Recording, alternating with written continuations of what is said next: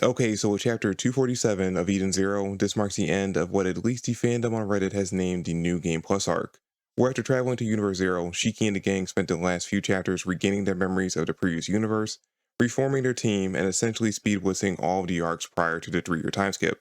And while the fandom, again, at least on Reddit, were mixed on their feelings about this arc due to its lighter nature versus the previous ones, I personally enjoyed it due to the fact that going into the finale of the series, we know it's going to be going much darker, so I enjoyed the fact that we started off the arc or the new universe with a lighter tone and letting them enjoy some happiness before essentially going into an all-out war against the Eden's One.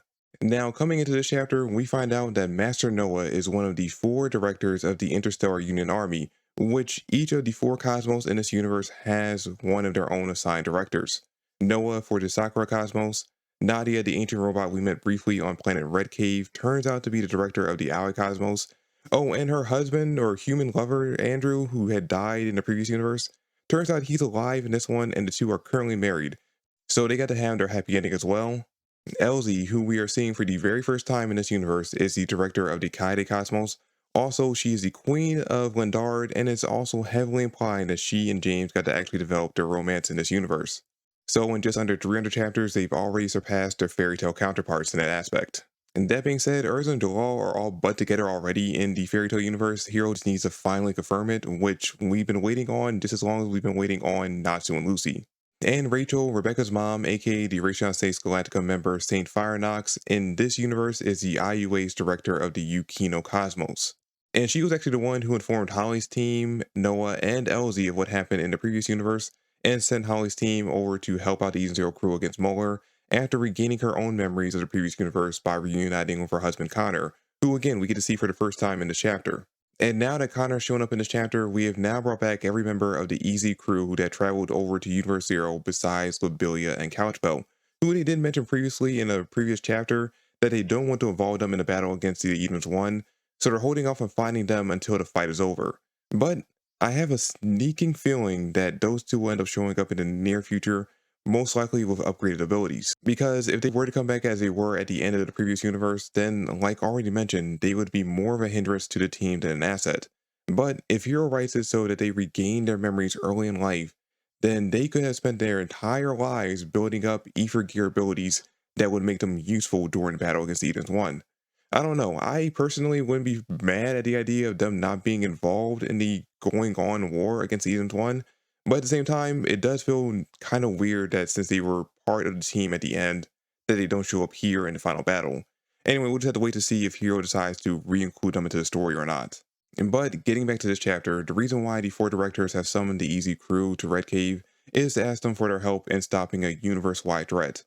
Yeah, you guessed it, the universe-wide threat is the Eden's One, or as they call it in this universe, the Void One, who in this universe, like the last, is going around collecting Mutter ether so that he can find and basically kill Mutter. We find out from Rachel that he's made his way over to the Yukino Cosmos, which obviously means that the crew will be heading there next, which is actually kind of funny because that was actually their next stop anyway, due to the fact that Rachel told them to go there to find her prior to them going to Universe Zero. So that was already their next stop. It's just basically them being asked to go there officially by the official government system of the universe. Which, by the way, this whole meeting in this chapter gave off heavy "this is the final battle" vibes, with the crew being sent off to face off against the series big bad, gaining the support of all the allies they had in the previous universe.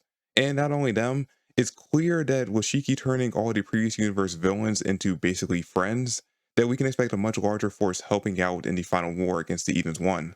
And you know what? This is actually kind of weird because it's not usual that going into the final battle of a series that the good guys have such overwhelming power compared to the antagonists. Because again, Shiki has his crew. We have the IUA helping out Shiki against the Eden's One. More than likely, Shore and his gang are going to be helping out. Drac and Joe most likely will help out. And we might even end up getting Homer's mother, Lady Coronai, and her team helping out in the battle as well. So it seems like going into this final war against the Eden's One, that the odds are stacked in Shiki's favor. Although, that being said, we can assume that the Eden's One has all the Android OSG members on his side as well, like he did in the previous universe. And there's also the threat of the 3 new OSG members that we haven't yet been introduced to. So there's a possibility that this fight might not be as one-sided as I kind of implying it is. But regardless if it ends up being a one-sided battle or not, I'm definitely looking forward to seeing the final fight between Shiki and the Eden Zero versus the Eden's One. Anyway, that's really all there is for this chapter. Going forward, I'm going to go back to reviewing each chapter week by week on this channel, even if the review ends up coming out a day or two late. Anyway, that's pretty much it for the video. Keep in mind, or keep on the lookout on this channel over the next few days, weeks, most likely weeks. I'll be doing a video series, or starting a video series, where I'm going to basically go over everything that happened in the New Game Plus arc that I missed, that I didn't get to review. So yeah, look forward to those videos. Anyway, that is it for this chapter review. Thanks for watching, guys, and I'll catch you all in the next one. Peace.